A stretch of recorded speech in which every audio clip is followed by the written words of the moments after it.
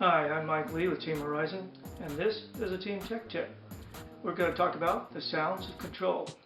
One of the fabulous features of the Spectrum DX18, DX9, and DX6 new generation radio systems is the voice warnings, reminders, and commands that provide vital information to the pilot. It's truly surprising how many different pieces of information the radio systems are capable of providing to you. And on this Team Tech Tip, we're going to show you around the DX9 just to see how many different voice warnings, reminders, and commands you can derive from the system.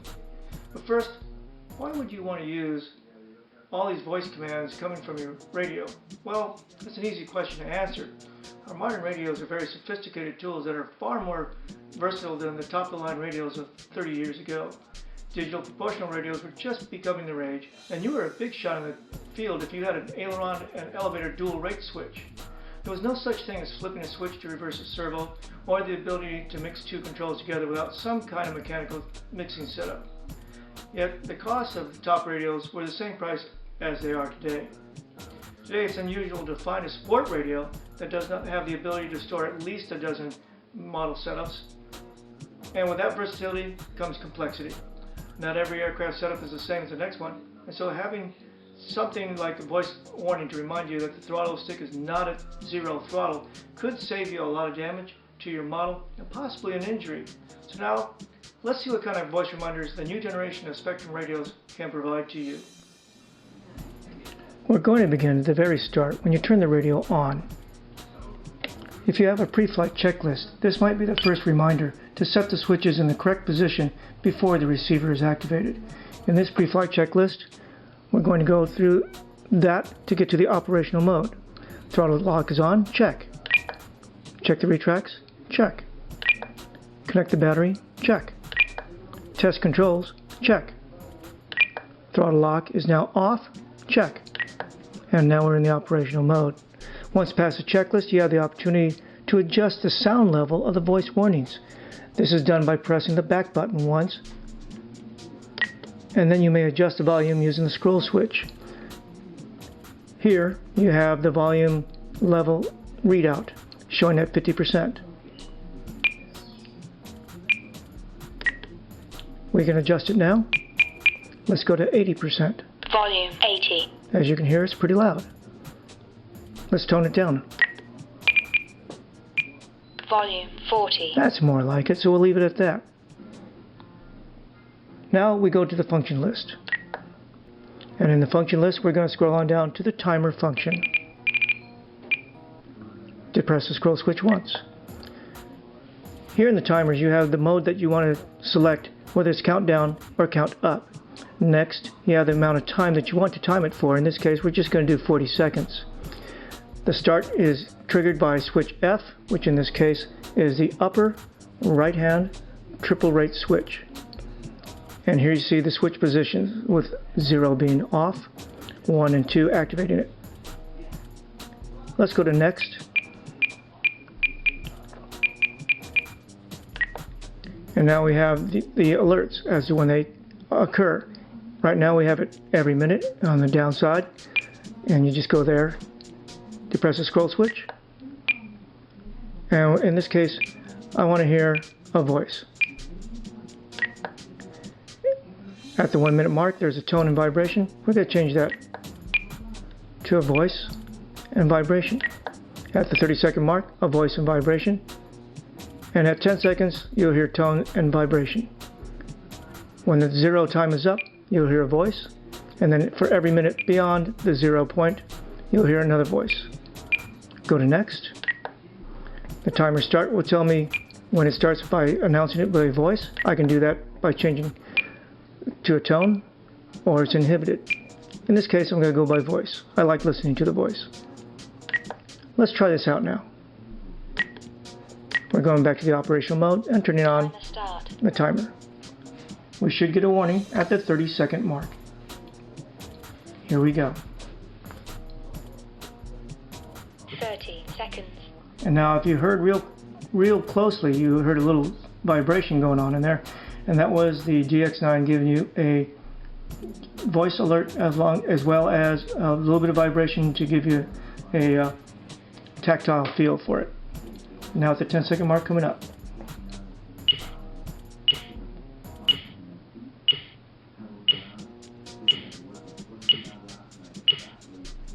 Here comes a 0.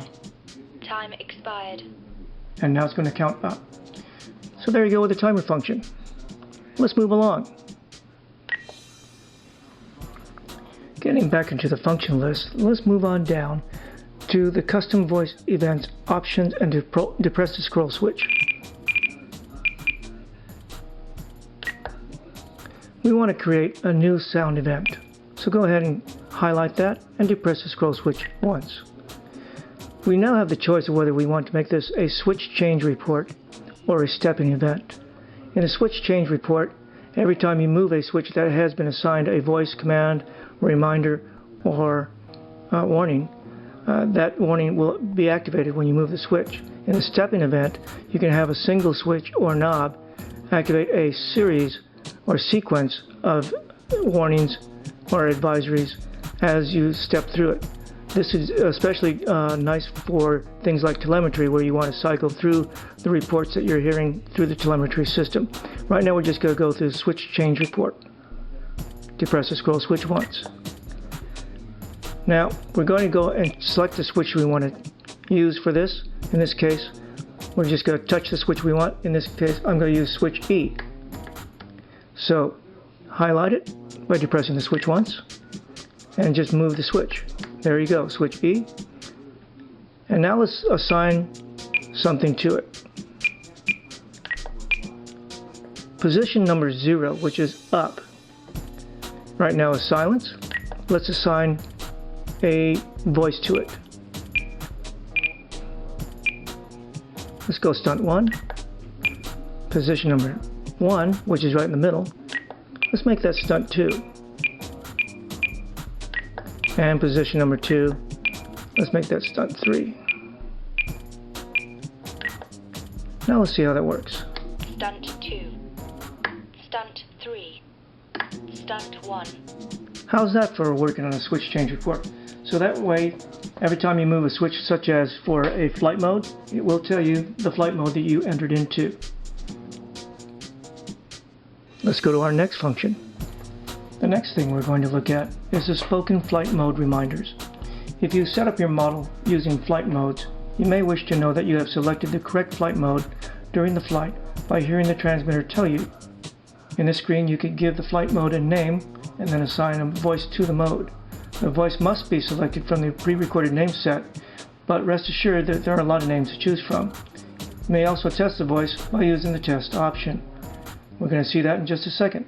You may assign a voice reminder to as many flight modes as you wish. From the function list, we're going to scroll all the way down to almost the bottom and get into the system setup. Answer the RF question will be disabled. Answer yes. And scroll down to spoken flight mode. Depress the scroll switch. Here you see the menus. The top line is flight mode name. Here you can give the mode any name we wish. You might call it your 3D mode. You might call it your cruise mode. You might call it your landing mode. Whatever you want. It's just like naming your aircraft. Then you scroll down to speak. This is where you get to assign a voice to it. In this case, right now it's saying mode 1. Let's hear what it sounds like. Flight mode 1. Let's change that now. There's mode 3. All kinds of different modes on there, up to 10. Let's try launch. Launch mode. And let's try something else on top of that.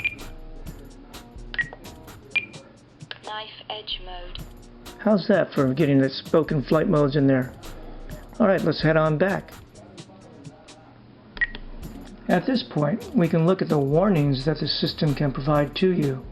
Scroll on down to warnings and depress the scroll switch once.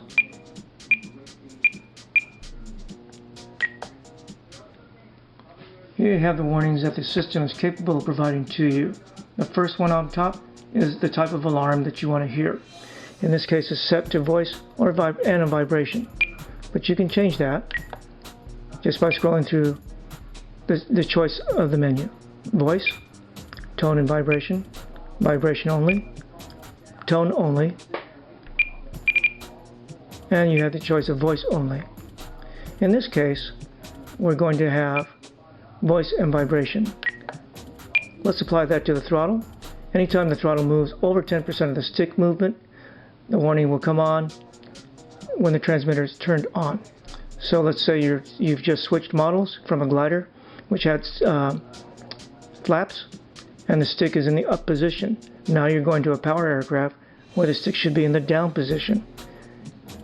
If the stick is past the 10% mark, it will give you that voice vibration warning. You also have a choice of changing that percentage. Could be 50%, could be 100% if you want. But most people on the throttle use 10% because they don't want that throttle to go on up and chop things to pieces. We now go to this gear. When the gear switch is in the correct position, you see it switches on over and you can highlight it. There you go.